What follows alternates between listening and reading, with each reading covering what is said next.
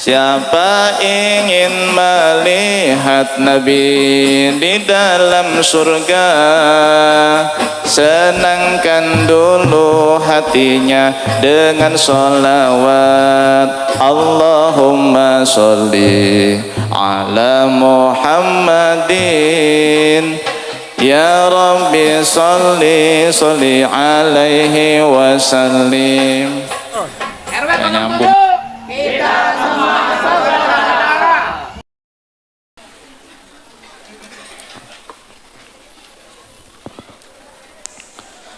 Assalamualaikum warahmatullahi wabarakatuh.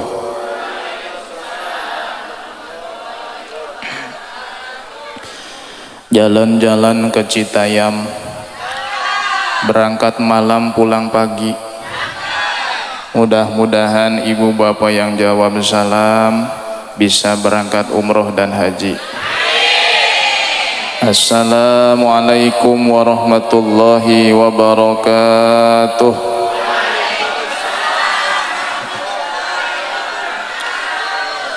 Ibu Aam makan nasi padang. Mudah-mudahan ibu-ibu yang jawab salam bisa lunas hutang. Ibu punya hutang, Bu? Banyak sedikit? Pengen lunas? Bayar sendiri. Masa jauh-jauh dari Jayan disuruh lunasin hutang? Assalamualaikum warahmatullahi wabarakatuh.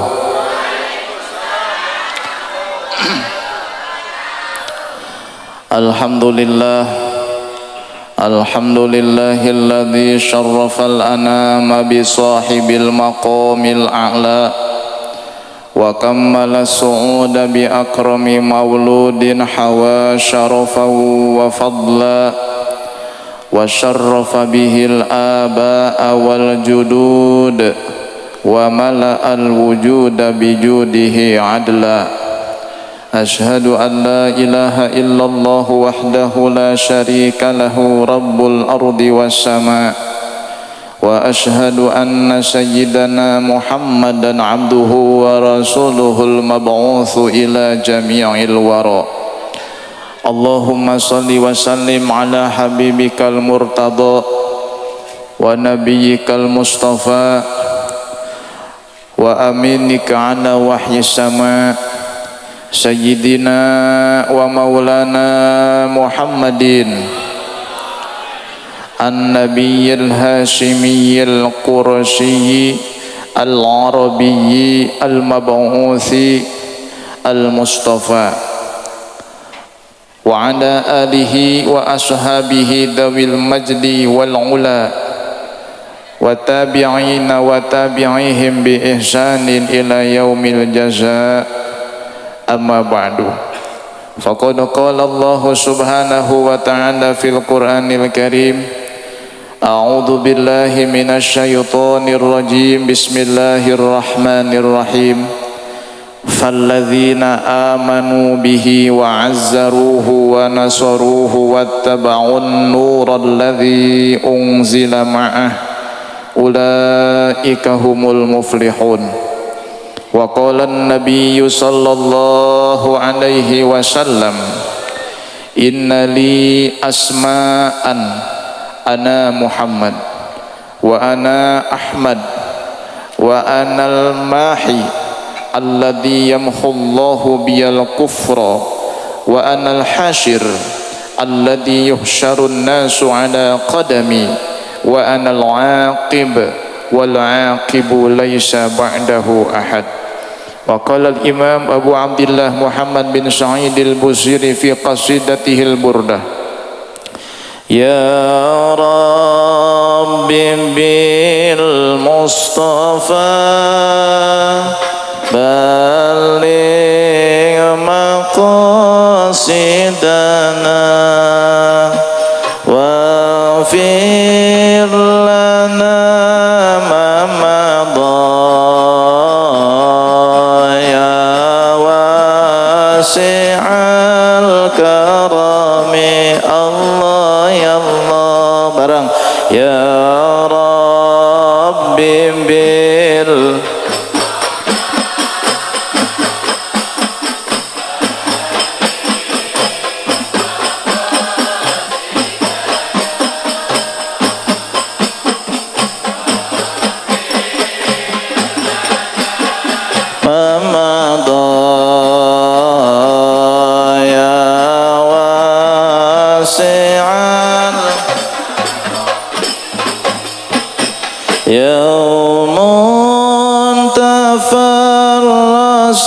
فيه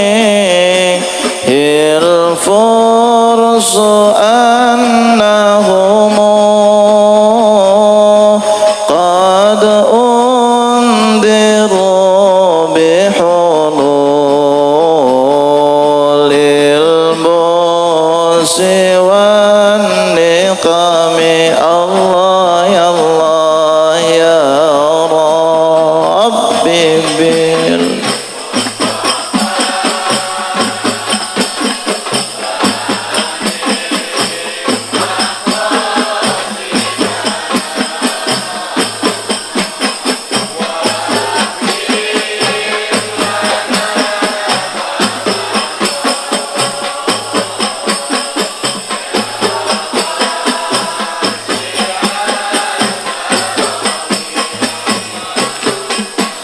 Mudah-mudahan salawat salam yang kita tunjukkan untuk baginda Rasul menjadikan wasilah Allah mengampuni dosa kita.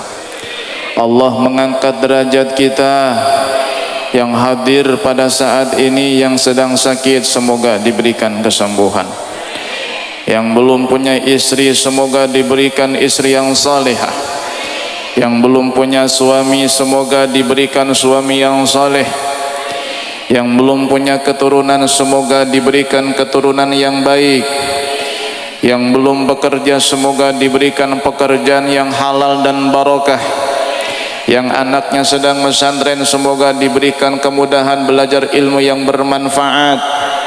Diberikan kita semuanya yang hadir di sini umur yang panjang, sehat walafiat, rezeki yang halal dan melimpah, wafat husnul khatimah. Di akhirat sama-sama kita masuk surga. Amin ya rabbal. Hadratal mukramin wal muhtaramin, yang saya hormati dan yang saya muliakan, segenap para kiai, para tokoh masyarakat, para asatid yang hadir, yang mohon maaf tidak bisa saya sebutkan namanya satu persatu berikut dengan gelarnya, namun insya Allah tidak mengurangi rasa hormat dan takdim. Mari ibu bapak kita doakan guru-guru para asatid yang hadir pada saat ini, semoga ilmunya diberikan kemanfaatan. Allah berikan mereka panjang umur, sehat walafiat, selalu diberikan kesabaran di dalam membimbing umat, diberikan kekuatan di dalam membimbing masyarakat, dan mudah-mudahan putra-putrinya bisa melanjutkan perjuangannya di dalam menegakkan syariat Allah Subhanahu wa taala. Semoga rizkinya dilancarkan oleh Allah, mudah-mudahan ditambahkan istrinya oleh Allah, ditambahkan kesolehahannya. Jangan dulu melotot, Bu. Selau men, selau. Yang saya hormati aparatur pemerintah, dalam hal ini kepala desa yang merupakan saudara saya juga. Beliau masih ada hubungan saudara, meskipun agak jauh, kalau ditarik-tarik mah nyambung. Iya benar, nggak bohong. Ya, mudah-mudahan Bapak Lurah beserta seluruh jajarannya, berikut dari RW maupun RT setempat yang hadir pada saat ini, Allah berikan kesehatan, amin. Terutama Pak RT, ada Pak RT? Yang mana Pak RT nih? Subhanallah ya. Semoga Pak RT diberikan panjang umur ya, sehat walafiat. RT itu subhanallah, maaf ya, gajinya kecil, kerjaannya banyak, bahkan apapun ditanggung sama RT, betul. Kalau ada kambing hilang yang dicari, ayam tetangga hilang yang dicari, warung tetangga kebobolan maling yang dicari, janda pirang yang dicari.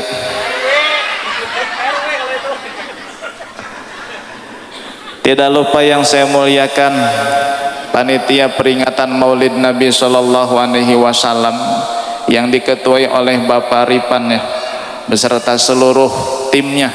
Mudah-mudahan jerih payah beliau beserta seluruh tim menjadikan ladang amal bagi beliau untuk menjadi bekal di akhirat nanti menuju surga Allah Subhanahu wa taala. segenap para donatur yang telah menyumbangkan hartanya demi terlaksananya acara kita pada sore ini, yang alhamdulillah kita berhusnudzon kepada Allah dengan diturunkannya hujan. Ini merupakan satu tanda, alamah dan ciri bahwa acara kita memang benar-benar ada di dalam ridha Allah Subhanahu wa taala. Sebab hujan merupakan rahmat, hujan merupakan anugerah Allah Subhanahu wa taala. Meskipun hujan turun dengan lebat, tanah becek, dedaunan basah, bahkan kursi pun menjadi basah, tapi tidak menyurutkan semangat ibu dan bapak untuk duduk hadir pada acara ini. Semoga ini semua adalah menjadi saksi bagi ibu dan bapak pada hari kiamat bahwa ibu dan bapak kita semua benar-benar mencintai baginda yang agung Nabi besar Muhammad sallallahu alaihi wa alihi wasallam. Hadirin wal hadirat, muslimin muslimat rahimakumullah. Setiap dari kita memiliki cita-cita, impian, keinginan. Ada yang cita-citanya ingin sehat karena dia sedang sakit. Ada impiannya ingin lunas hutang sebab lagi dililit hutang. Betul. Ada impiannya ingin mendapatkan keturunan karena sudah sekian tahun belum juga punya anak. Ada yang impiannya pengen punya istri karena sudah 30 lebih tapi belum punya istri. Ada yang impiannya pengen punya suami karena sudah di atas 25 tapi belum bersuami juga. Ada yang impiannya pengen punya mobil seperti orang-orang. Ada yang impiannya pengen kebangun rumah tingkat 2 seperti orang-orang. Tapi ternyata sangat sedikit di antara umat manusia yang cita-cita, impian dan keinginannya adalah membersamai Rasulullah di dalam surga. Tentu kalau kita ditanya satu persatu, kamu pengen apa? Kebanyakan ngomongnya, mintanya pasti urusan dunia. Betul? Betul? Sedikit yang ngomong saya pengen bersama dengan Nabi di surga, itu saja permintaan saya. Jarang sekali. Kenapa? Karena orientasi pikiran manusia itu tergantung dan sesuai dengan kadar keimanan di dalam hatinya, tergantung dengan kadar kecintaannya kepada sesuatu. Kalau kadar kecintaannya kepada dunia lebih dominan daripada akhirat, maka yang terucap dari lidahnya saat ditawarkan pingin apa, pasti yang diminta adalah urusan dunia. Tapi kalau kadar kecintaannya terhadap akhirat lebih dominan daripada kadar kecintaannya kepada dunia, saat ditawari kamu pengen apa, pasti permintaannya adalah urusan akhirat. Betul? Betul? Pengen tidak bersama Nabi di dalam surga? Pengen tidak kumpul sama Nabi di dalam surga? Tahu tidak caranya? Saya kasih tahu. Yang pertama, kalau ingin bersama dengan Nabi di dalam surga, perbanyak sholawat kepada Nabi besar Muhammad. Nabi bersabda, inna awlan nasi bi yaumal qiyamati aktsaruhum alayya sholatan. Sesungguhnya orang yang paling berhak duduk bersamaku pada hari kiamat adalah orang yang paling banyak bersolawatku saat ia hidup di dunia.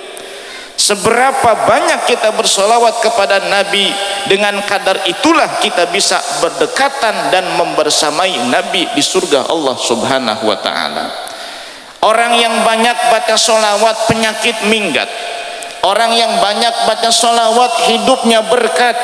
Orang yang banyak baca solawat bahagia dunia sampai akhirat. Orang yang banyak baca solawat kelak nanti di hari kiamat akan mendapat syafaat dari baginda Nabi besar Muhammad sallallahu alaihi wasallam. Kalau kita banyak solawat kepada Nabi, hidup kita akan mudah, hidup kita akan terarah, hidup kita akan nyaman, tenang dan aman. Tak peduli siapapun yang suka dan benci sama kita, selama backingannya pusat Nabi Muhammad sallallahu alaihi wasallam, hidup kita akan baik-baik saja, insya.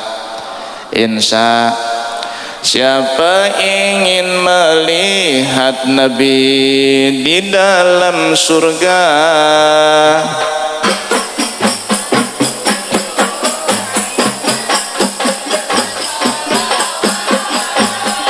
siapa ingin melihat Nabi di dalam surga, senangkan dulu hatinya dengan sholawat.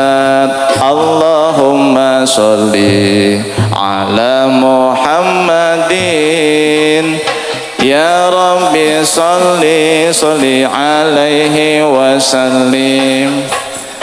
Gak nyambung ya. Udah nggak usah pakai itulah. Saya ingat dulu ibu bapak ini yang baca hadrohnya cewek atau cowok sih? Oh ternyata emak-emak. Maaf bu ya nggak saya sebut tadi. Di zaman Nabi adzan ya, kita pending dulu sebentar, adzan dulu. Terus masih semangat sampai jam berapa? Jam 5 maghrib. Terus asarnya kapan? Ibu bapak, biar kita tidak berdosa, ketika masuk waktu sholat kita dituntut melaksanakan satu dari dua kewajiban. Pilih salah satunya. Yang pertama langsung melaksanakan sholat, atau yang kedua bertekad akan melaksanakan sholat tepat pada waktunya jika tidak ingin melaksanakan di awal waktu. Karena kalau kita pulang dulu sholat asar dulu kesini lagi kayaknya bubar. Mending dalam hati kita sekarang niat, bertekad, azam bahwa kita akan sholat asar pada waktunya selesai acara ini. Siap? Siap? Alhamdulillah, si kita sudah bebas dari dosa. Karena kalau tidak niat berdosa. Sesibuk apapun luangkan sholat di awal waktu, kecuali kalau sudah bertekad niat akan sholat pada waktunya. Ketika kesibukan selesai, insya Allah kita sudah bebas daripada dosa. Alhamdulillah. Saya teringat sebuah hadis 1400 tahun yang silam, ketika Nabi pulang perang dengan selamat sampai ke kota Madinah, datang seorang wanita hitam legam, poek malegpeg.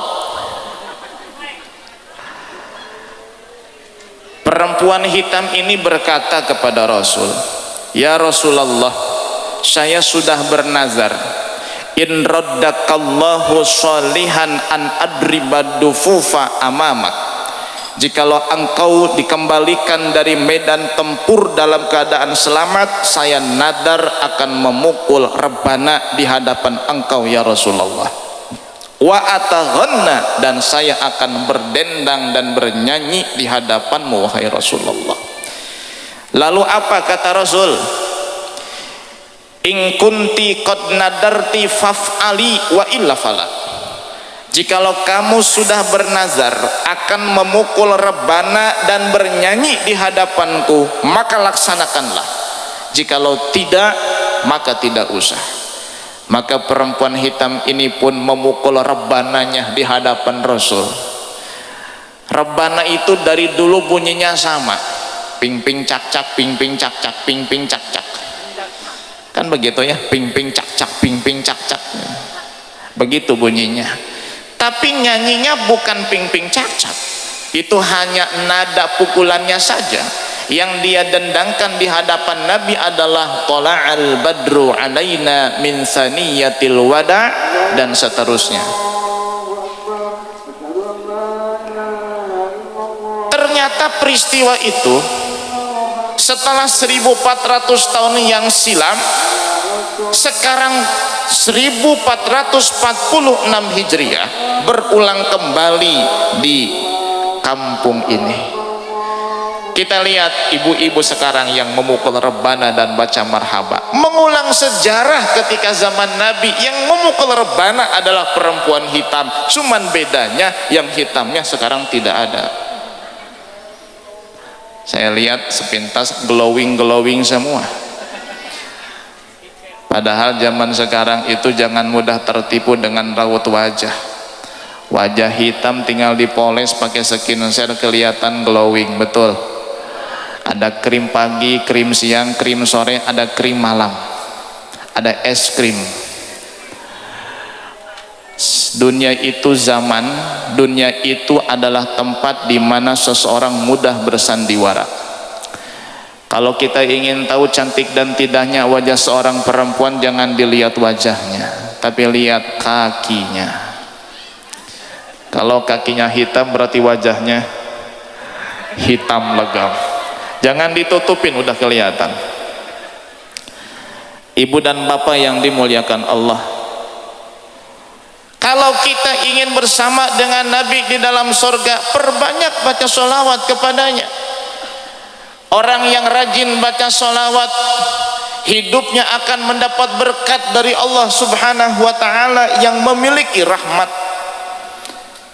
Kemanapun dia pergi, bersama dengan siapapun dia berada, hidup di tengah kondisi masyarakat yang bagaimanapun, kalau dia memiliki hubungan batin dengan Rasul melalui sholawat, maka insya Allah hidupnya akan selamat, tidak akan tersesat di dunia sampai akhirat. Amin ya robbal. Paling tidak sehari semalam baca sholawat 300 kali. Berapa kali? 300 kali. Pengen nambah sedikit, tambah 500. Ini bilangan minimal. Jadi kalau di bawah 300 belum kategori orang memperbanyak baca sholawat. Minimal 300 kali baca sholawat sehari semalam setiap hari. Siap? Siap? Kurang kencang. Siap? Kurang kompak. Siap? Sehari 300 kali. Siap? 500 kali. Siap? 1000 kali. Siap? Mencret. Yang kedua, kalau ingin bersama dengan Nabi di dalam surga, sayangi anak-anak yatim. Nabi bersabda, ana wa kafinul yatim fil jannati hakada.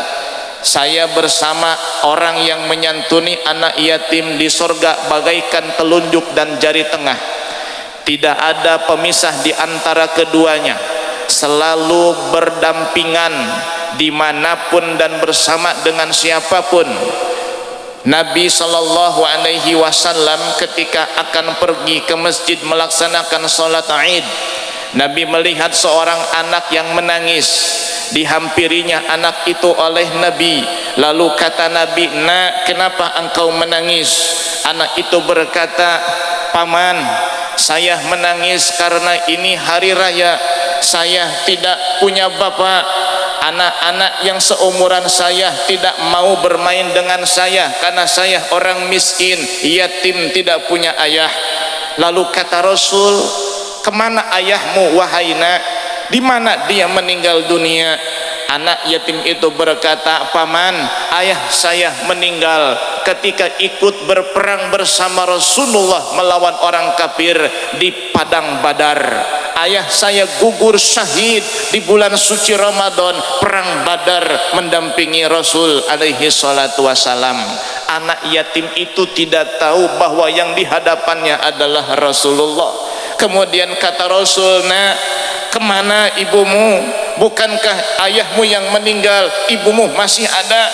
Anak kecil itu berkata, "Wahai paman, ibu saya menikah lagi dan ikut bersama dengan suami barunya. Saya hidup sebatang kara, wajar saya menangis. Ini hari bahagia bagi mereka yang punya bapak dan ibu. Saya sudah tidak punya siapa-siapa, lantas kepada siapa saya harus mengadu?" Rasul Shallallahu Alaihi Wasallam kemudian meneteskan air mata. Rasul ingat bahwa Rasul pun lahir dalam keadaan yatim. Usia kandungan 2 bulan ayahnya Rasul yang bernama Abdullah wafat, meninggal dunia. Rasul lahir ke alam dunia tanpa pernah melihat wajah sang ayah, tanpa pernah bertemu dengan Abdullah, tanpa pernah melihat Abdullah ayahnya Nabi sallallahu alaihi wasallam. Bahkan di usia 6 tahun ia harus ditinggalkan oleh ibunya Aminah radhiyallahu anha. Umur 8 tahun kakeknya meninggal dunia, hingga Nabi Muhammad dibesarkan oleh pamannya yang bernama Abu Thalib hingga dinikahkan di usia 25 tahun dengan Khadijah binti Khuwailid. Rasul ingat masa di mana ketika anak-anak butuh kasih sayang orang tua, butuh cinta daripada ibu dan kehangatan pelukan dari sang ayah, ternyata harus mengalami nasib yang sangat sengsara. Maka Rasul berkata kepada anak kecil itu, "Nak, kamu mau tidak Rasul menjadi ayahmu, Aisyah menjadi ibumu, Fatimah menjadi saudara perempuanmu, Ali saudara laki-lakimu, Hasan Husain menjadi keponakanmu." Anak kecil itu berkata, siapa yang tidak mau diangkat anak oleh Rasulullah? Siapa yang tidak mau Aisyah menjadi ibunya, Fatimah dan Ali menjadi saudaranya, Hasan Husain menjadi ponakannya? Siapa yang tidak mau wahai paman? Kata Rasul, "Nak, kamu kenal saya?" "Tidak wahai paman." Kata Rasul, "Ana Rasulullah." Saya adalah Rasulullah sallallahu alaihi wasallam. Anak ini menangis haru dan bahagia.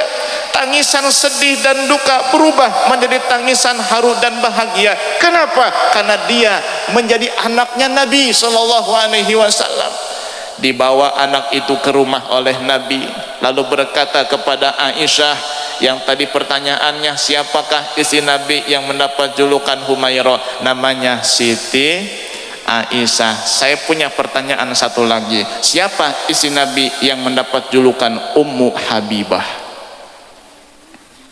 Yang bisa jawab dapat hadiah dari Pak Lurah.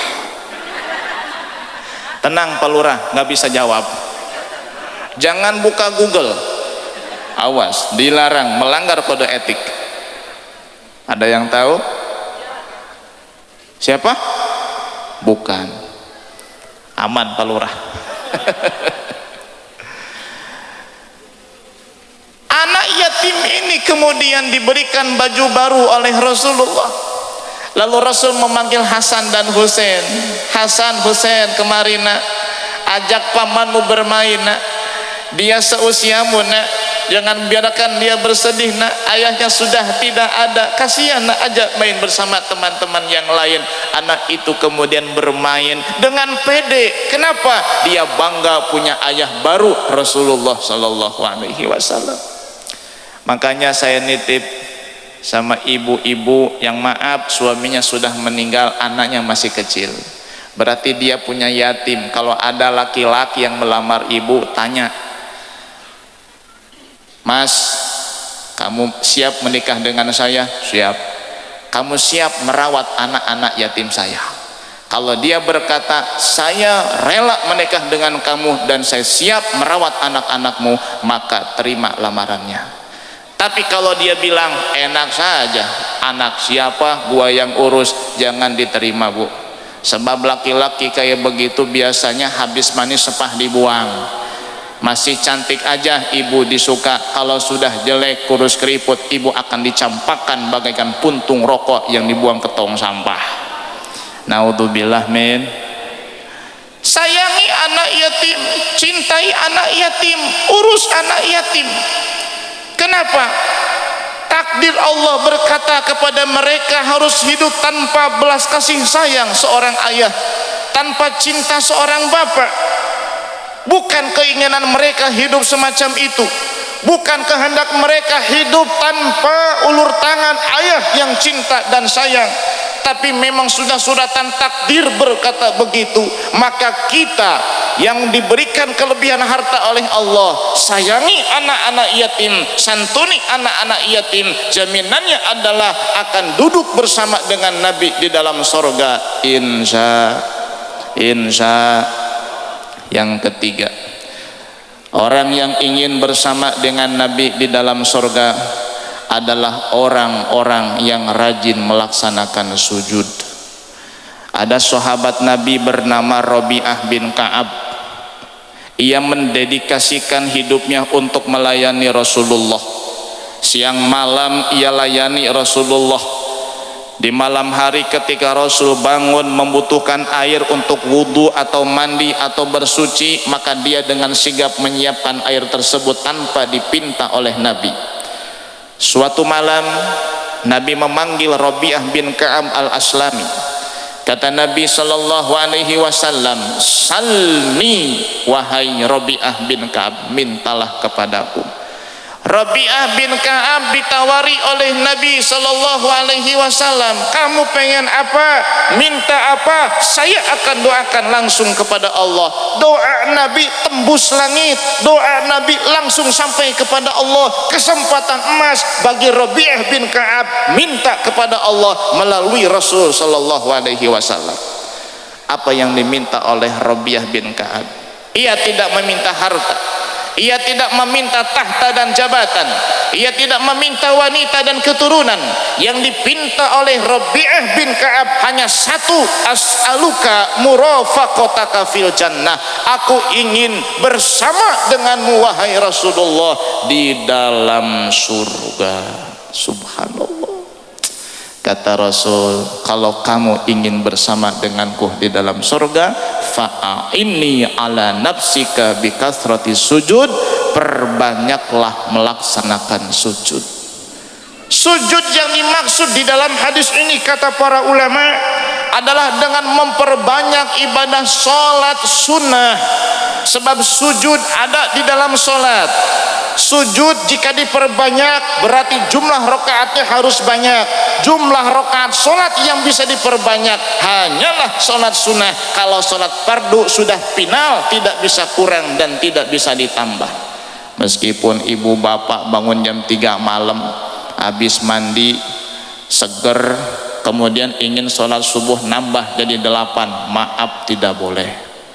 Pulang kerja capek, jam 5 sampai rumah keringat bercucuran, badan letih, tenaga habis, pikiran mumet, mata merah, lidah keluh dan kering, pengen sholat asar, berat, ya Allah, korting atuh 2 rakaat saja, nggak boleh. Sholat fardu sudah final, asar, duhur, maghrib, isya, subuh sudah final, tidak boleh dikurang, tidak boleh ditambah. Sehari semalam hanya 5 kali, jangan jadi 6, jangan jadi 7. Yang bisa ditambah adalah sholat sunnah. Sholat sunnah duha minimal 2 rakaat, maksimal bisa sampai 12 rakaat. Sholat sunnah witir minimal 1 rakaat, tambah maksimal 11 rakaat. Sholat awabin ba'dal maghrib minimal 2 rakaat, maksimal 20 rakaat. Sholat sunnah tarawih 20 rakaat, 2 rakaat boleh-boleh saja, sah dan boleh mendapatkan pahala juga. Makanya banyak yang sholat tarawihnya cuma 2 rakaat doang, pulang ke rumah, alasannya yang penting dapat pahala sholat tarawih. Betul? Betul. Apalagi sholat sunnah mutlak. Sholat sunnah mutlak itu rakaatnya bebas, waktunya pun bebas. Pagi boleh, siang silahkan, malam mangga. Sholat sunnah mutlak. Cicit Nabi yang bernama Ali Zainal Abidin sehari semalam melakukan sholat sunnah mutlak 1000 rakaat. Ada yang pernah sholat 1000 rakaat? Mencret. Nggak mungkin kayaknya kelas kita sholat 1000 rakaat, orang taraweh 20 rakaat banyak yang meninggalkan. Betul? Alasannya, waduh terusin aja lah, lagi sakit lutut. Yang satu, waduh lagi sakit pinggang. Yang satu, terusin aja lah, capek baru pulang kerja. Akhirnya yang sholat taraweh cuman sebaris. Apalagi 1000 rakaat. Padahal kalau ingin bersama dengan Nabi di dalam surga, perbanyaklah melaksanakan sholat sunnah. Nah kelas kita mah orang awam, sholat sunnah perbanyak setelah sholat fardunya dilaksanakan. Jangan sampai ada umat Islam yang kolom agama di KTP-nya beragama Islam, ikrarnya beragama Islam, tapi tidak sholat. Na'udzubillah min. Apa bedanya manusia dengan monyet kalau tidak sholat? Betul? Betul. Kalau ibu punya suami kagak sholat, berarti ibu tiap malam tidur sama. Kalau bapak punya istri kagak sholat, berarti tiap malam bapak naikin. Suami istri tidak sholat, berarti itu keluarga. Makanya kalau masuk waktu sholat, pegang kepala, pegang pantat. Di kepala ada tanduknya enggak? Pantat ada ekornya enggak? Berarti manusia sholat. Kalau di kepala ada tanduknya, jangan sholat, kebo. Kalau di pantat ada ekornya, jangan sholat, berarti monyet. Ya Allah, sholat itu modal. Sedekah, zakat, puasa, haji, umroh itu tidak ada artinya kalau tidak sholat. Sholat itu modal utama untuk seluruh amal kita diterima. In soluhat soluha sairul jasad, soluha sairul a'mal. Kalau sholatnya baik, amal semuanya baik. Wa in fasadat fasada sairul a'mal. Kalau sholatnya buruk, buruk semua amal ibadahnya. Meskipun tukang sedekah, kalau tidak sholat, habis semua pahala sedekahnya. Na'udzubillah min. Na'udzubillah min. Meskipun kita belum jadi orang baik, sholat mah jangan ditinggal. Meskipun kita belum jadi orang soleh, sholat jangan ditinggal. Meskipun kerjaannya maling ayam, sholat mah jangan ditinggal. Ada di Serang tukang nyolong ayam tapi rajin sholat. Bahkan kadang-kadang yang mukul bedug adzan dia, tapi suka nyolong ayam. Ditanya sama temannya, bro, lu gimana sih? Sholat rajin, nyolong ayam jalan. Kata dia, nyolong ayam mah pekerjaan, sholat mah kewajiban. Bener apa bener? Makanya zaman sekarang juga nggak asing, sholat jalan, selot jalan. Ada yang masih main selot di sini? Tidak ada di sini mah. Tidak ada di sini mah. Sekarang tidak ada. Bubar acara, lanjut main selotnya. Bu, nggak ada ceritanya orang kaya gara-gara main judi. Nggak ada ceritanya orang sukses gara-gara ngundi nasib. Pengen punya duit, pengen kaya, ikhtiar, sambung doa, tambah tawakal, kelar hidup beres. Yang makin kaya dalam perjudian hanya bandar judinya, betul?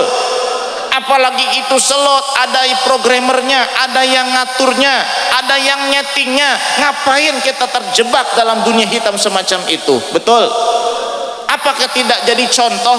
Berapa banyak orang yang gara-gara main judi online rumah tangganya berantakan, betul? Rumahnya disita bank, mobilnya disita rentenir, bahkan pekerjaannya pun harus berhenti, di PHK, dikeluarkan dari pekerjaan, anaknya tidak terurus, rumah tangganya hancur, hidup sebatang kara, habis-habisan harta gara-gara main judi online. Ya, tobat ya yang masih main judi online, kudu tobat, insya. Meskipun belum bisa meninggalkan karena candu, awas, sholat jangan ditinggalkan. Kenapa? Selama masih mau sholat, masih ada keimanan di dalam hatinya, insya. Allahumma sholli wa sallim ala sayyidina wa maulana Muhammadin adada ma fi ilmillahi sholatan daimatan. Ikan bandeng, ikan bandeng, ikan sepat percuma ganteng kalau tidak sholat. Allahumma sholli wa sallim ala sayyidina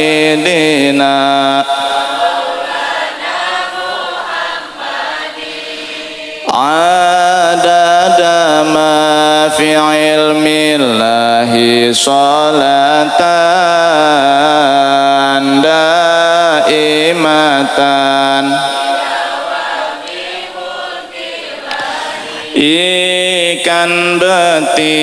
ikan betik ada 4 percuma cantik kalau tidak salat. Allahumma sholli wa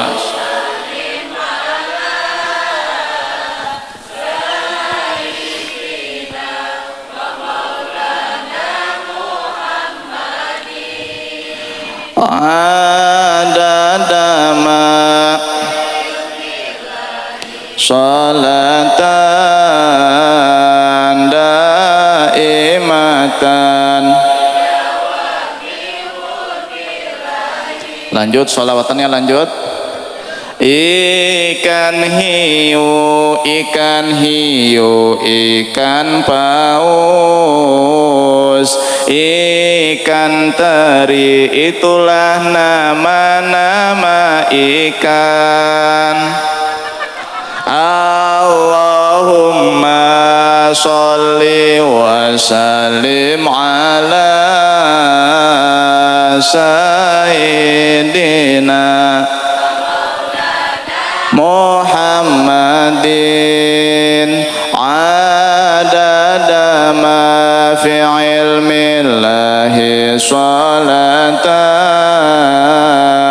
daimatan.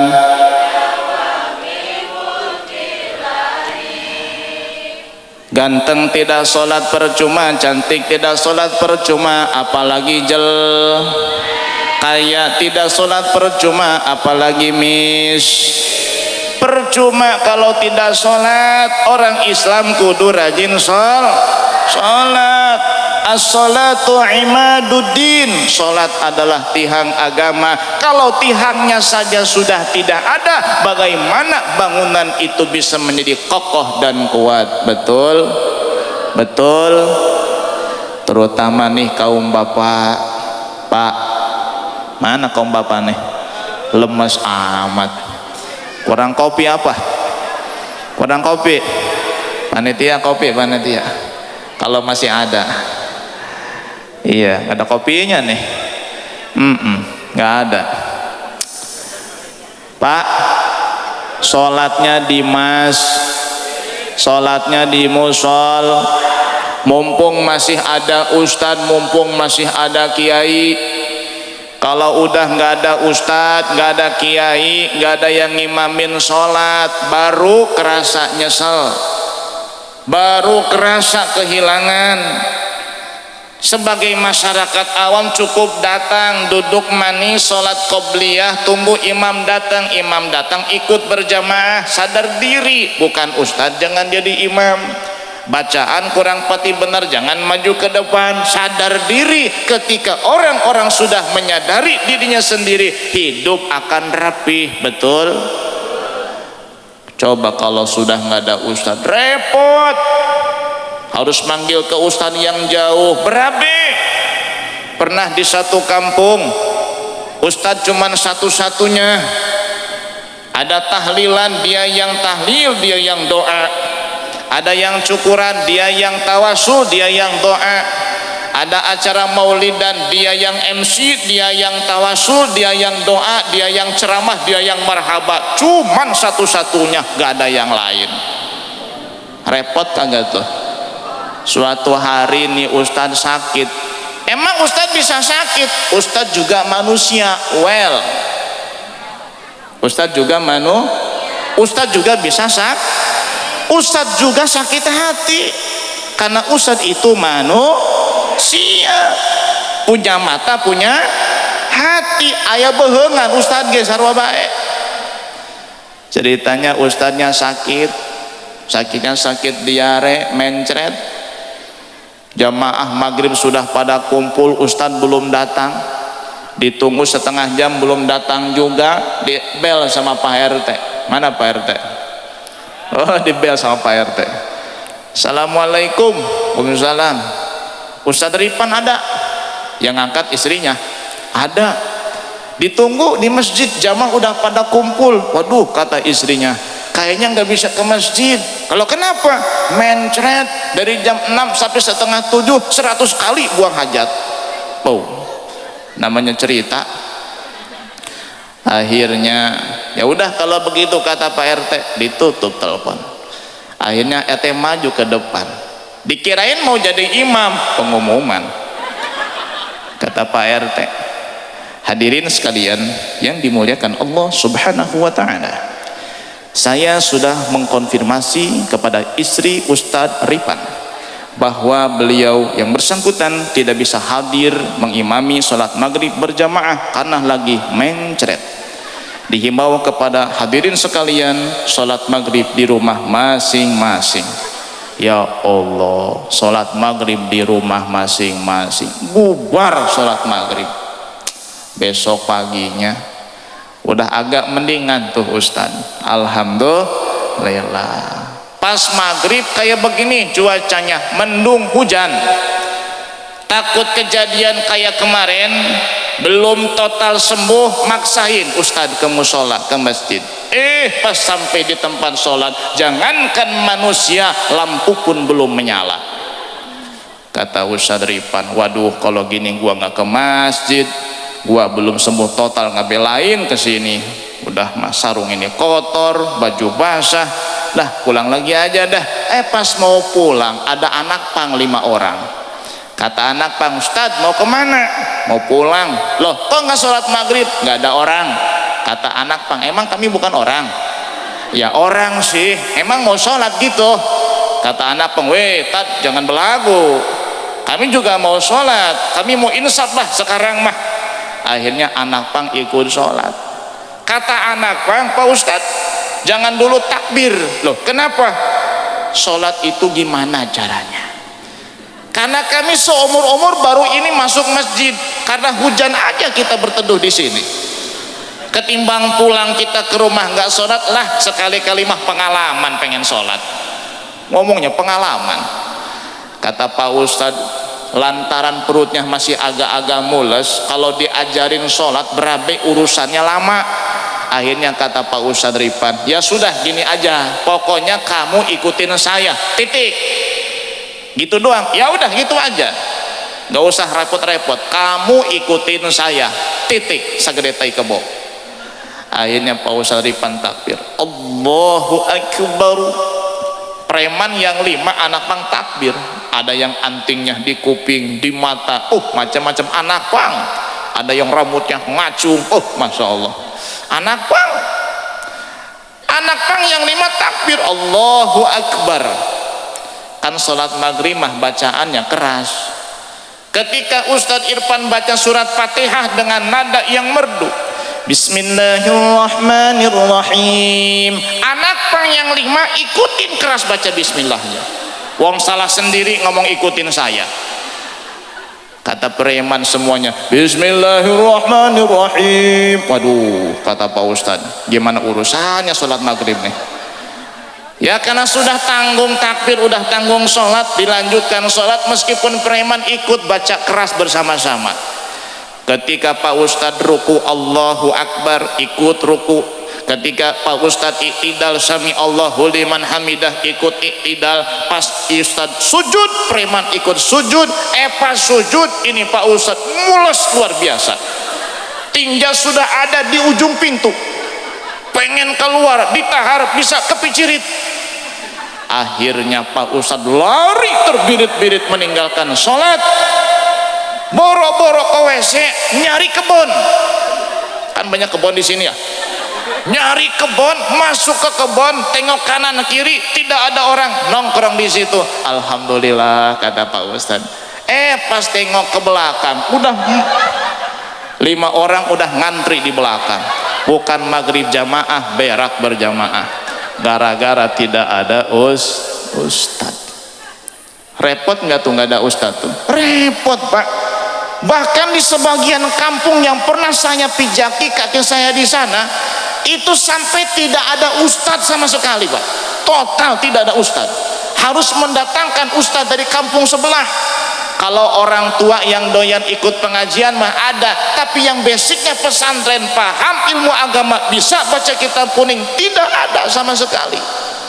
Ironi, kalau di sini kan masih banyak ustaz. Alhamdulillah, makanya bapak sholatnya di sholatnya di musol. Nah, yang sholat di rumah khusus ibu-ibu, para wanita sholatnya di rumah saja. Semakin tertutup di dalam kamar, di dalam kelambu, semakin besar pahala ibu sholat. Kenapa? Wanita memang hakikatnya harus tertutup. Tapi zaman sekarang wanita ikut tampil, tidak mau kalah dengan kaum pria. Betul. Buktinya yang baca marhabah sekarang dipimpin sama emak-emak, sama ibu-ibu. Ternyata memang ibu-ibu sekarang semakin di depan. Betul. Apalagi kalau saya naik mobil, di depan ibu-ibu naik motor, dikelaksonin bukan minggir, makin kenceng. Kalau sen kanan beloknya kiri, sen kiri beloknya kanan, itulah ibu. Salah nggak mau salah, malah nyalahin saya. Ya, apalah dikata, kita harus mengalah kepada mereka. Kenapa? Kita lahir dari rahim mereka. Kita minum air ASI mereka selama 2 tahun. 9 bulan kita menginap di perut mereka. Wahai kaum bapak, hargailah wanita. Betul. Jangan kau sakiti wanita yang ada di rumahmu. Mereka rela mengerjakan sesuatu yang bukan kewajiban mereka. Mereka tulus ikhlas mencuci pakaianmu. Mereka tulus ikhlas memasakkan makanan untukmu, merawat anak-anakmu, menjaga rumahmu, menyimpan hartamu, menjadi pelampiasan syahwatmu. Mereka tulus dan ikhlas. Maka jangan pernah sakiti hati seorang istri. Betul Bu ya, ya Bu ya, jangan sakiti hati seorang kalau 2 mah nggak apa-apa, 2 orang istri. Jangan sakiti hati istri. Kenapa? Wanita adalah makhluk yang istimewa. Alhamdulillah. Makanya muludan paling banyak muludan, rajaban paling banyak rajaban, pengajian yang banyak pengajian, ibu-ibu. Di sorga paling banyak, di neraka paling banyak ibu-ibu. Wajar. Kenapa? Karena kuantitasnya paling banyak ibu-ibu. Wajar di sorga banyak ibu-ibu, banyak perempuan, di neraka banyak perempuan. Kenapa? Karena banyak juga kuantitasnya. Beda dengan kaum bapak. Coba lihat sekarang, jumlah ibu-ibu dengan bapak-bapak, banyakan siapa? Ibu-ibu. Apakah tidak ada bapak-bapaknya? Banyak. Pada kemana? Mancing. Betul. Suami siapa yang mancing itu? Suami ibu. Yang ngacu. Ya Allah ya Rasulullah, biarin Bu. Suami ibu kalau doyan mancing, ibu harus pertahankan. Sebab suami yang doyan mancing adalah tipe suami yang setia. Jangankan ibu, anak pancing saja ditunggu dari pagi sampai maghrib. Jangankan ibu, joran aja ditunggu dari pagi sampai maghrib, dari maghrib sampai pagi lagi. Tidak sholat, tidak kerja, dapat ikan juga kagak. Kenapa? Saking setiana nungguin joran pancing. Maka beruntung suaminya yang doyan mancing. Hidup mancing mania. Hadirin hadirat yang dimuliakan Allah Subhanahu wa ta'ala, perbanyak sholat sunnah, sempurnakan sholat wajib. Kalau ingin bersama dengan Nabi yang dicintai oleh Allah Subhanahu wa ta'ala. Kalau kita mengikuti Nabi, sholat sunnahnya nggak bakal bisa. Kenapa? Nabi itu kalau sholat malam kakinya bengkak. Ya kayak di sini banyak yang bengkak kakinya. Asam urat. Nabi itu bengkak kakinya karena lamanya berdiri di dalam sholat. Apa yang didoakan oleh Nabi, apa yang dipanjatkan oleh Nabi di dalam sholatnya? Yang dipanjatkan doa kepada Allah adalah umatnya. Sayyidah Aisyah tertawa terbahak-bahak saat didoakan oleh Nabi, Allahumma gfirlaha, ya Allah ampuni Aisyah. Tertawa terbahak-bahak Aisyah, yang gembira karena didoakan oleh Rasulullah. Kata Rasulullah, wahai Aisyah, kamu senang saya doakan? Senang ya Rasul. Kamu gembira? Gembira ya Rasul. Tahukah kamu wahai Aisyah, setiap malam dalam sujud saya mendoakan dengan doa yang sama untuk umat saya. Alhamdulillah, kita didoakan oleh Nabi. Hadirin hadirat yang dimuliakan Allah, kita penuh dengan dosa, lalai daripada Allah, bergelimang maksiat, hitam legam hati kita, penuh dengan kotoran, dengan penyakit-penyakit hati.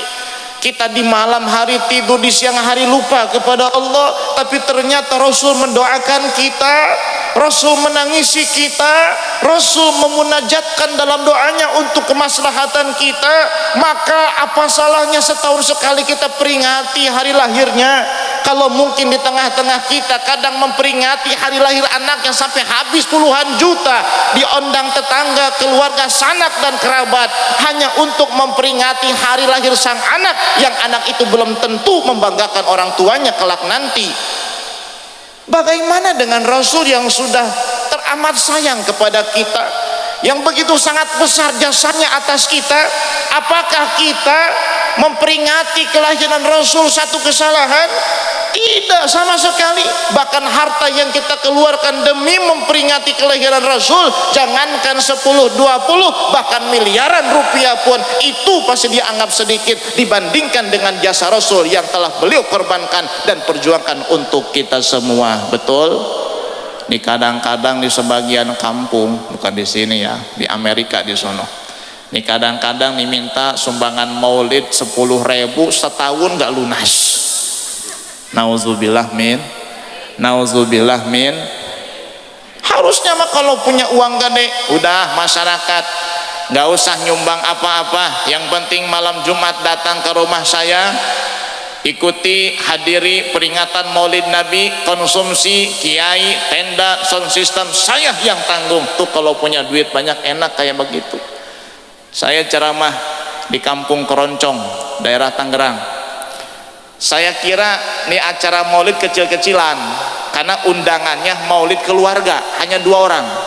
Ternyata sampai di sana jamaahnya lebih daripada saat ini.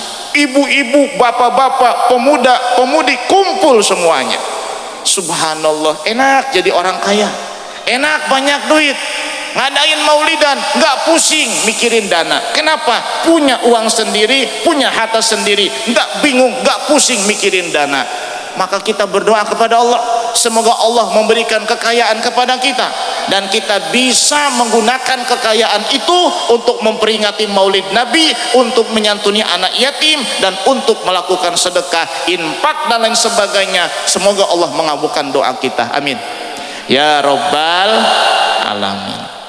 Kemudian selanjutnya, siapa orang yang ingin bersama dengan Nabi di dalam surga, maka cintailah Nabi. Nabi sallallahu alaihi wasallam bersabda, al-mar'u ma'aman ahabba. Setiap manusia hanya akan dikumpulkan bersama dengan orang yang dia cintai. Kalau ia cinta kepada artis, ia akan bersama dengan mereka di hari kiamat nanti. Kalau cinta kepada pemain bulu tangkis, akan bersama dengan mereka di hari kiamat nanti. Kalau mengidolakan penyanyi, akan bersama dengan mereka juga di hari kiamat nanti. Cinta kepada ulama, bersama dengan ulama. Cinta kepada anbiya, bersama dengan nabi dan rasul. Maka kepada siapa kita menaruh cinta ketika kita hidup di dunia ini? Cinta kepada istri, silahkan. Cinta kepada anak, harus. Cinta kepada orang tua, wajib. Cinta kepada diri sendiri, boleh. Tapi awas jangan sampai kecintaan kita kepada diri kita, kepada istri, anak, keluarga dan orang tua mengalahkan cinta kita kepada Nabi sallallahu alaihi wasallam.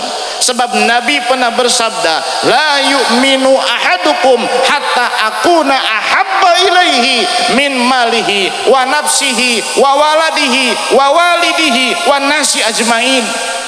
Tidaklah sempurna keimanan salah seorang di antara kamu sehingga ia lebih mencintaiku ketimbang dirinya sendiri, hartanya sendiri, anak, istri, orang tuanya sendiri dan seluruh manusia. Jangan sampai kecintaan kita kepada mereka mengalahkan kecintaan kepada baginda Nabi besar Muhammad sallallahu alaihi wasallam.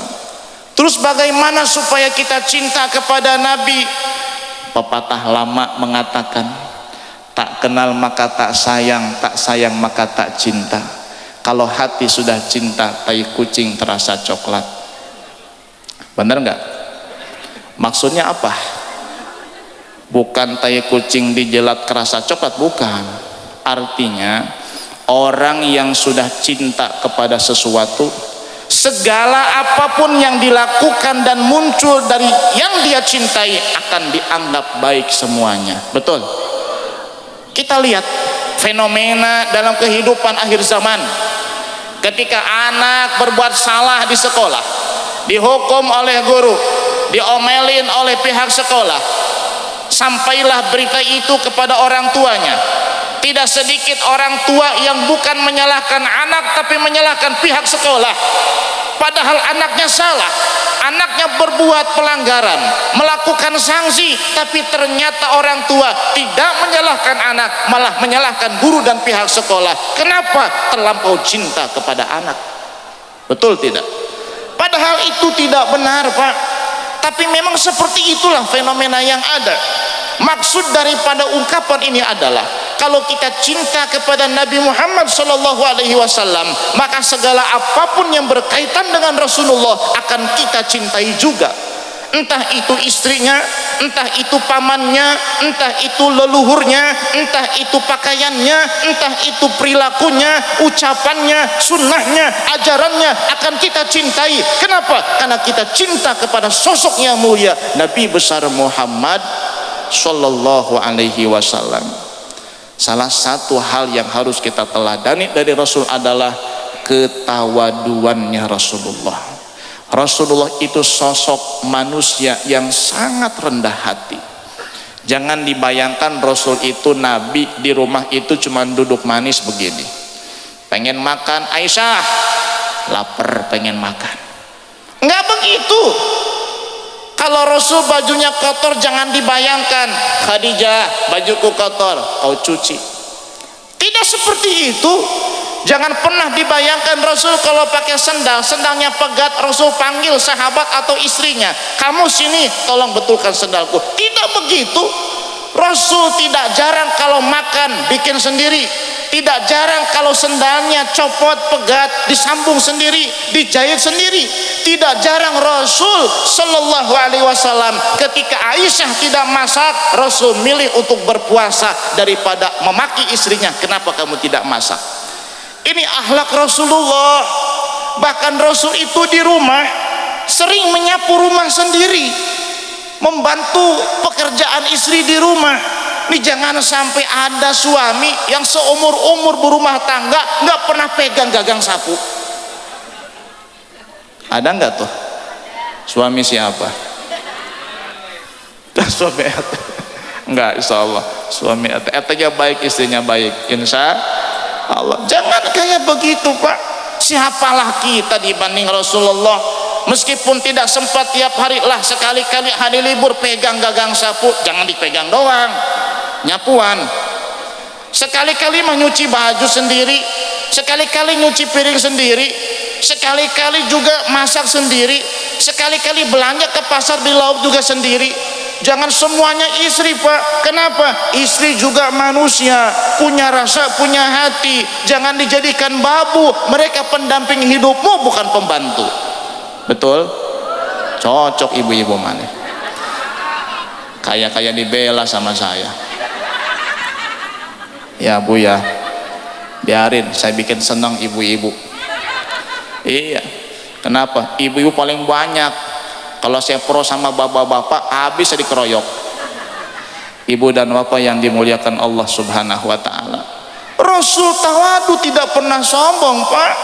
Hidup tuh jangan sombong. Kenapa? Rasul saja yang kakinya sudah pernah menginjakkan arsy Allah, yang kakinya sudah menginjakkan Sidratul Muntaha, yang kakinya sudah menginjak tanah surga, itu masih tetap tidak sombong, tawadu serendah-rendahnya. Lah kaki kita yang gak pernah nginjak surga, kaki kita yang belum pernah sampai ke langit, kenapa kok sombong? Jalan petantang petenteng, baru punya mobil Karimun juga udah sombong. Ya Allah ya Rasulullah, apalagi punya Alphard, ya udah kayaknya udah jalan udah nggak nginjak tanah kayaknya itu mah. Ya Allah, saya teringat betul isi ceramah almarhum dai sejuta umat, almarhum Kiai Haji Zainuddin MZ.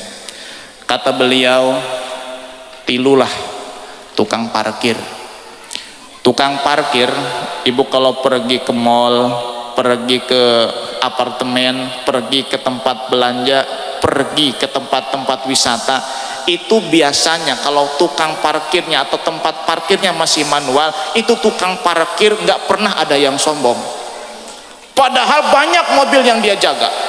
Alphard ada, Pajero Sport ada, Fortuner ada, mobil Lamborghini, Lexus, Innova Scenic, Land Cruiser, semuanya ada.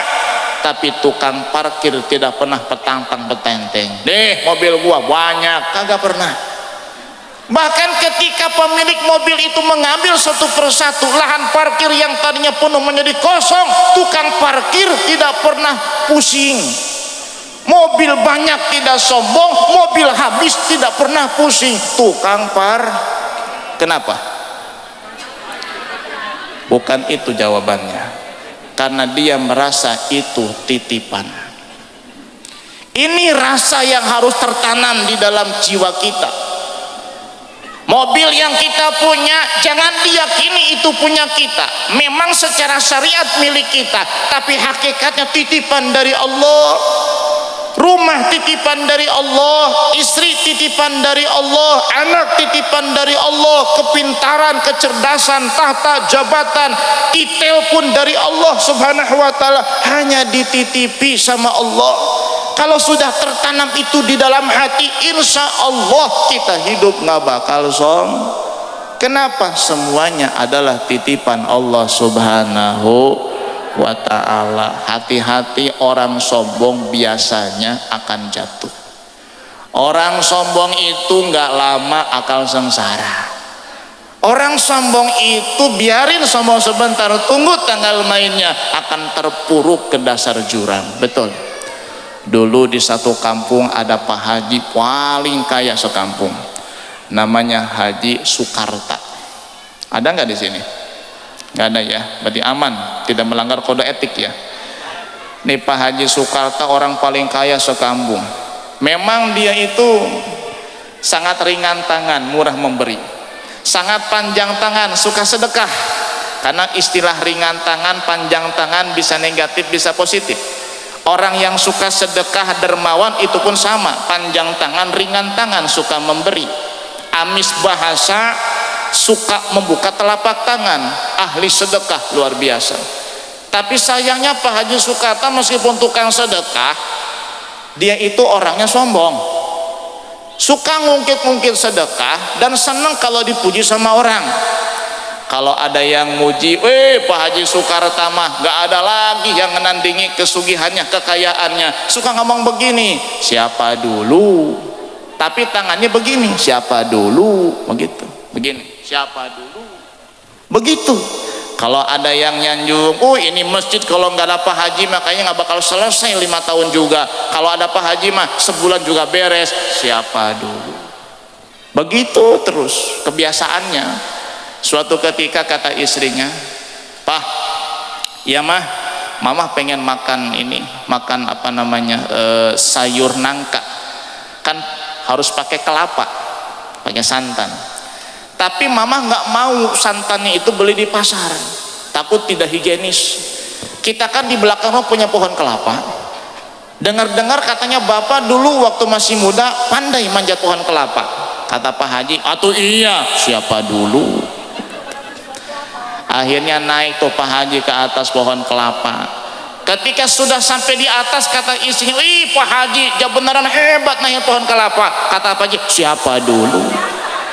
Apa yang terjadi? Jatuh dan mati. Selesai ceritanya. Mati ke orangnya. Apa yang kita ambil hikmah dari cerita ini? Orang sombong akan jatuh. Makanya mumpung kita belum jatuh Pak, kalau memang ada kesombongan dalam hati, buang jauh-jauh. Salah satu membuang kesombongan apa? Sering ikut bermasyarakat, gotong royong, hadir muludan. Orang kaya yang sombong gak bakal mau duduk di tempat ini Pak, becek-becekan, apalagi duduk di bawah, gak bakal mau. Tapi karena kita tidak sombong, kita berani duduk di sini meskipun basah dan becek, meskipun bau keringat. Betul. Kenapa? Karena tidak ada kerjaan. Ya bukannya tidak sombong, betul, tidak sombong. Mudah-mudahan kita semua dibebaskan dari penyakit sombong, amin. Orang sombong itu nggak bakal pinter. Ada orang bodoh sombong nggak mau ngaji, kadang-kadang benci sama ustadz. Masya Allah, ada di satu kampung ibu-ibu benci sama ustadz, benci banget, benci sama ustadz. Kenapa? Karena ustadz suka nyinggung dia katanya. Padahal ustadz mah ibu bapak kiai ngomong itu random secara umum, tidak tertuju kepada personal, tidak, maaf. Bahkan bisa jadi ketika ustadz memberi nasihat maksudnya dirinya sendiri. Makanya ketika khotib di atas mimbar pada hari Jumat, ia sering mengatakan usikum wa nafsi bitaqwallah. Aku berwasiat kepadamu dan kepada diriku agar bertakwa kepada Allah. Jadi jangan kesinggung sama ceramahnya kiai. Jangan begini, itu kiai siapa sih? Jauh-jauh dari Jayanti, ngomel-ngomel aja di sini. Jangan begitu. Bisa jadi ketika kiai ngomongin orang yang terlilit hutang, kiainya pun lagi pusing banyak hutang. Bisa jadi. Bisa jadi ketika kiai menyindir suami ibu tukang mancing, ternyata kiainya hobi mancing. Bisa jadi. Bisa jadi ketika kiai menyindir bahwa istri kadang bawel cerewet, bisa jadi istrinya kiai juga cerewet. Jadi jangan sampai salah paham nih, kiai ngomongnya kemana-kemana, nyinggung perasaan orang aja. Bukan nyinggung perasaan orang, yang namanya ngasih nasihat. Siapa yang terkena, siapa yang merasa, itu yang kena. Betul tidak? Ini tanamkan nih, kalau hadir pengajian jangan kesinggung. Ulah berwitan cak orang Jayanti mah ya, ulah kasinggungan jadi jelema mah. Kenapa? Selama tidak nyebut nama dan personal, mungkin maksudnya adalah kepada semuanya. Betul.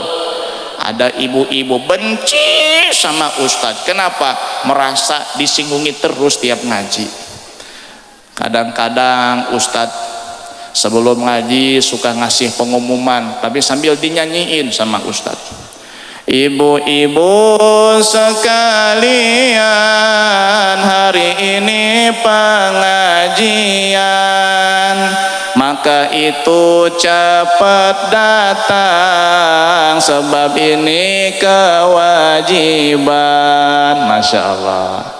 Kata ibu-ibu yang benci sama ustadz, lagi ngepel di rumah sambil gendong cucu, ngomong begini, saya juga udah tahu hari ini pengajian, tapi saya ogah datang kalau ustadz nu magahan.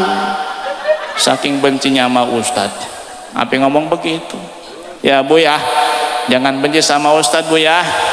Ya pak ya, jangan benci sama ulama.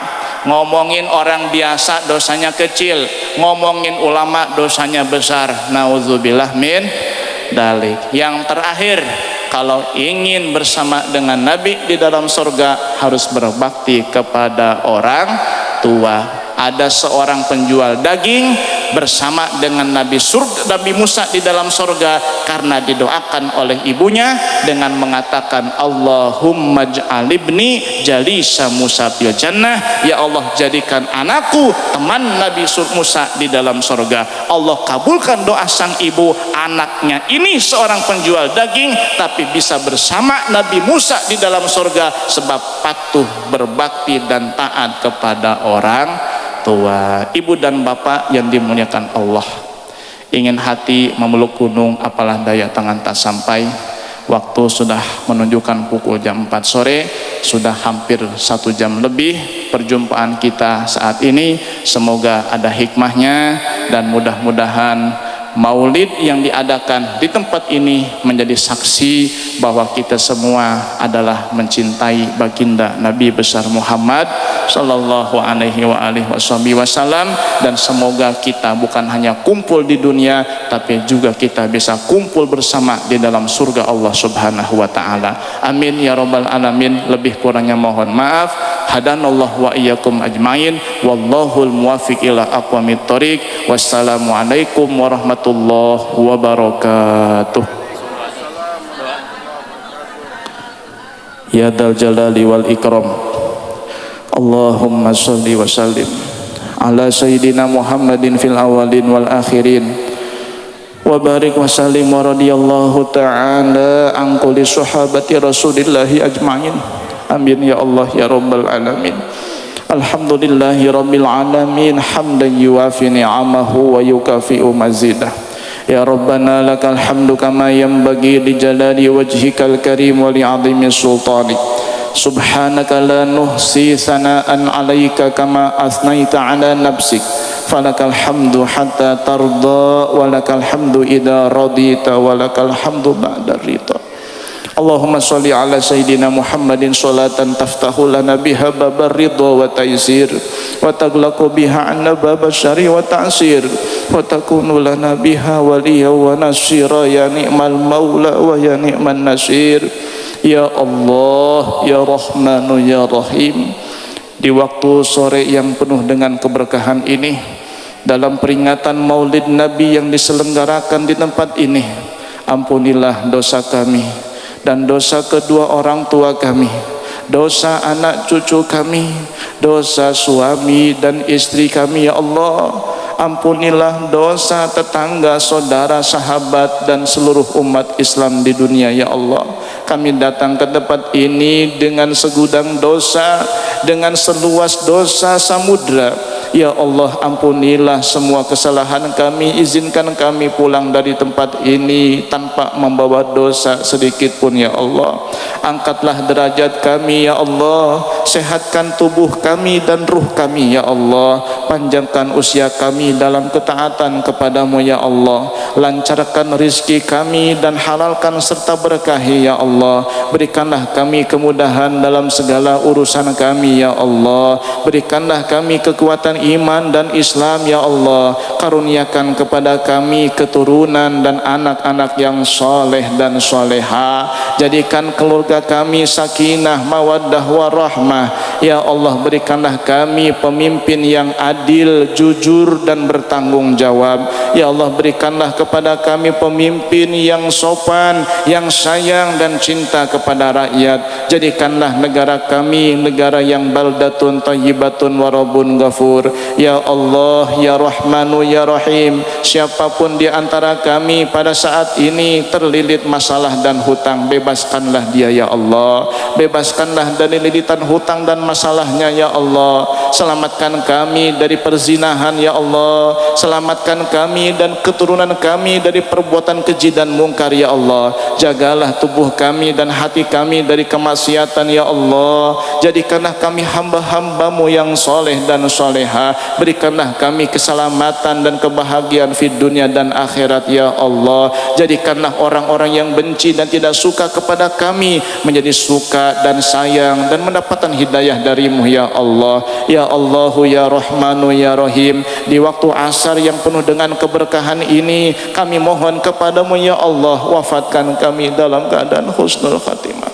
Wafatkan kami dalam keadaan husnul khatimah.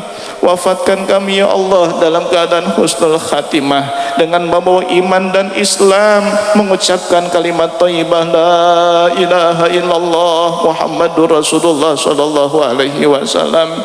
Kami sadar mata ini penuh dengan dosa, tapi jangan kau haramkan mata ini memandang wajah Rasulullah. Kami sadar telinga ini penuh dengan maksiat, jangan kau haramkan telinga ini mendengar lantunan ayat yang dibaca oleh Rasulmu ya Allah. Tangan kami, kaki kami berbuat dosa, jangan kau haramkan tangan ini berayun dan kaki berpijak di atas tanah surgamu ya Allah. Jadikan kami penghuni surgamu ya Allah, tanpa neraka, tanpa siksa, tanpa hisab ya Allah. Kami tidak sanggup menimpa itu semua ya Allah. Rabbana taqabbal minna innaka antas samiul alim wa tub alaina innaka antat tawwabur rahim. Rabbana atina fid dunya hasanah wa fil akhirati hasanah wa qina adzabannar. La ilaha illallah.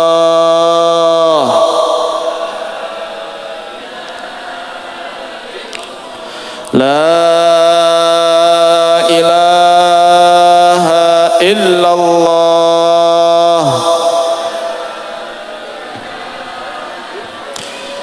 La ilaha illallah.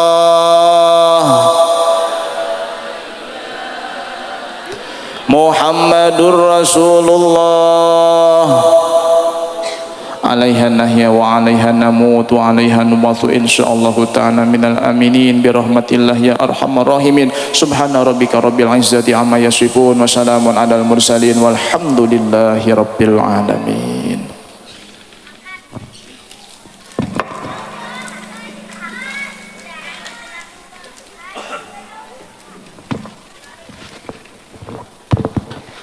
Alhamdulillahirabbil alamin.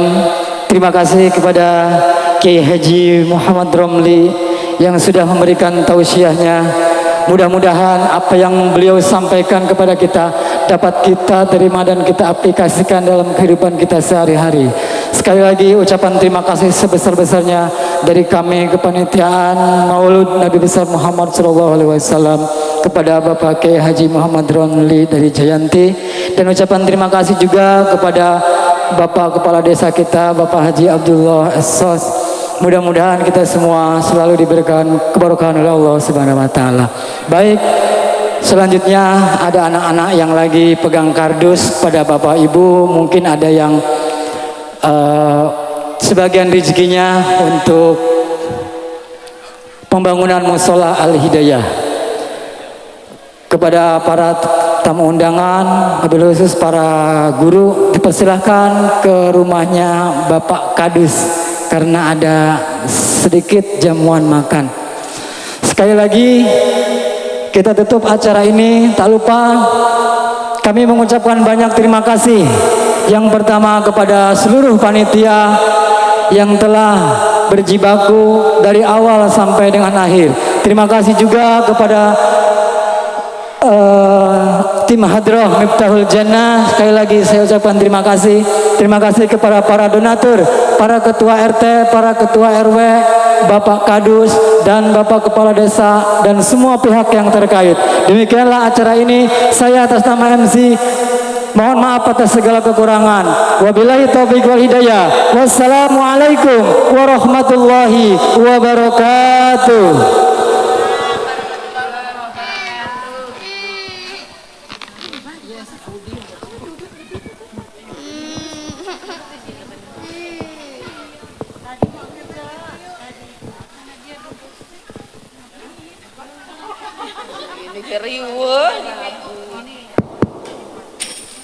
Udah ngapain?